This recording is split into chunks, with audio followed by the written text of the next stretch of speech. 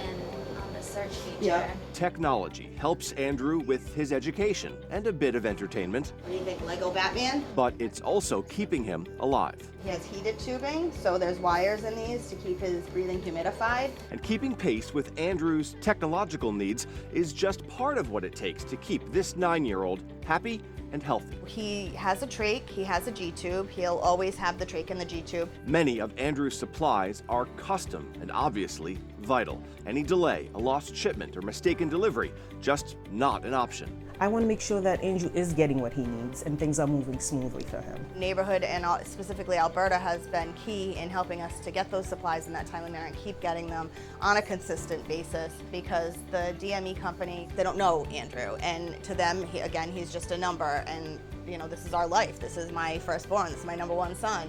So, you know, obviously we want him to have everything he needs to keep him well and alive and thriving. So I make sure that's something that I stay on top of. And pretty much I have a pop-up that comes the beginning of the month because I know when the supply is due to arrive. So that gives me a reminder to call the supplier. Andrew has needed this level of care since the day he was born, and he always will. Part of his diagnosis, he doesn't really have a true diagnosis, he's undiagnosed, but he has extremely low muscle tone.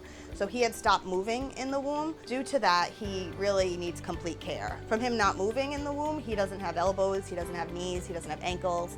He has hips, hip joints, but one's in place, one's not in place. He can't move on his own. He won't ever roll over. He'll never brush his teeth, that sort of stuff. The bed is the medical bed. It's daunting, but Andrew's mom is a tremendous advocate, and she knows she always has support from neighborhood. Easing a little bit of that burden of being a parent of a child with special needs, especially medically fragile like Andrew. If there's something that you missed, that's where the nurse case manager comes in and just give you that reminder, making that extra phone call, collaborate with you. Like Tara called me and she needed something, so I was able to call on her behalf and just really smooth things up. That allows Andrew's mom to hold down her job and to serve on Neighborhood's Board of Directors Planning Committee, where she can give company leaders first-hand information about exactly what it's like to be a neighborhood member. You don't see that in other health plans. They really do care about the people that they're providing services for. That's something that impresses a lot of neighborhood members, but for the people doing the work,